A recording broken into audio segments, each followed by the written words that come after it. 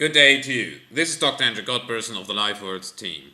Today I'd like to present you the fifth part of our Life Balance series, Stress and Stress Management.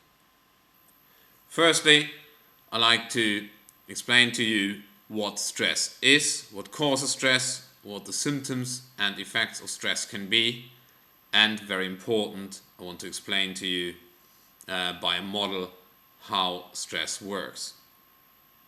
Then in the second part of this video, I'd like to show you or present you the approaches how you can deal with stress, how you can cope with stress.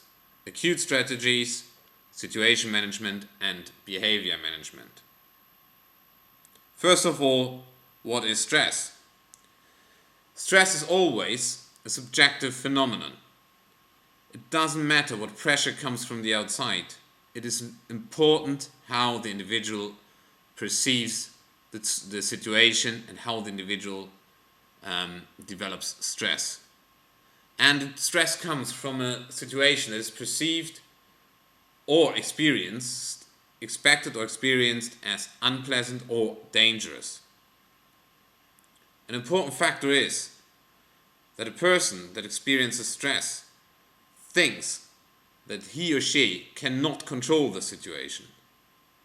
And he thinks or she thinks that his or her resources are not sufficient to cope with the challenges of that situation.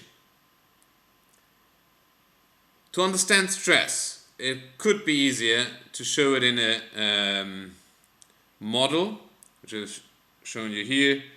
You have a stimulus, the organism works with it, with the stimulus, a response, and then the consequences of the response. The stimulus is a stressor, which could be outside a person or actually inside, so on the mental or psychological level. The stressor causes stress, and the person can evaluate or is evaluating the stress and the stressor and can develop a solution. So if the person does not develop a solution, the way goes back, the stressor is still there, the stress of course also, or even stress and stress gets stronger.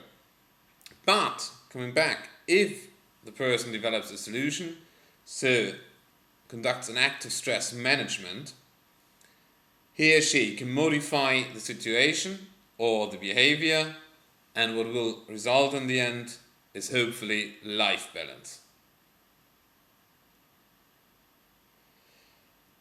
Now, what stresses can we find? From my point of view, it makes sense to distinguish between long-term or stresses over a longer period of time and non-recurring stresses. So over a longer period of time, stresses can be that you run out of money, you have always under time pressure, you have fear of failure, that you constantly over-challenged in work, because of social problems, and so on and so on. But also, single events can cause stress. These are the non-recurring stresses, like you lose a family member, you're diagnosed of having a severe illness, you're going through a divorce, or you are just recently divorced, or you are a victim of a severe crime of violence. But I'd like to mention that also these stresses are non-recurring. For the affected person, the effects of this situation, these stresses, must have a long-term impact. So stress always relates to future and expecting a dangerous or unpleasant period over a longer period of time. What can be the symptoms? Symptoms can be found on the physical, the mental, and behavioral level, called stress reactions. On the physical level, sickness, skin irritation, and so on. Mental stress reactions could be an aggressiveness, depersonalization, and the reduced ability to solve problems. You also can find more stress reactions there. And behavioral level of stress reactions, just two examples: social retreat and avoiding a behavior or situation, and compulsive behaviors.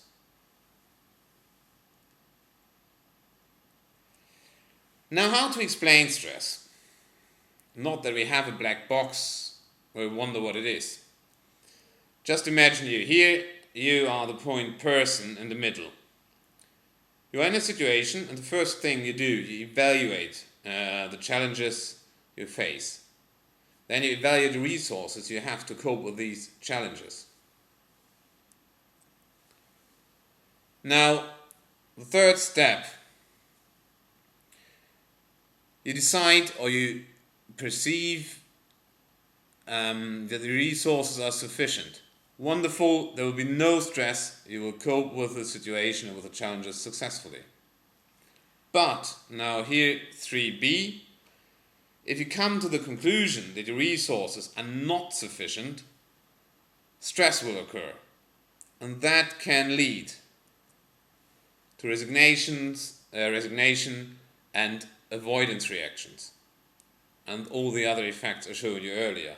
Or it can lead, what it should, to active stress management.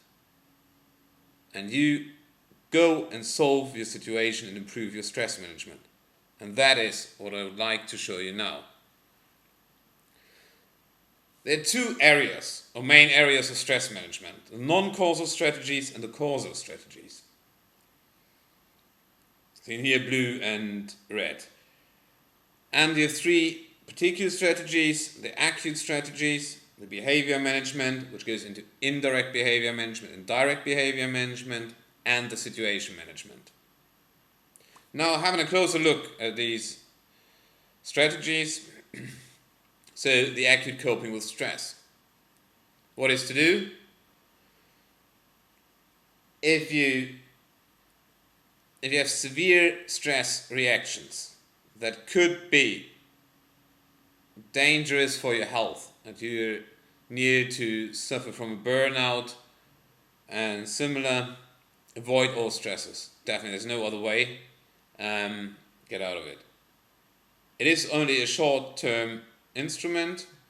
Later more to that. First of all, the objectives. Why should you avoid the situations? Just don't get a heart attack, in the worst case. Get out of the situation. But it's not only protecting your health.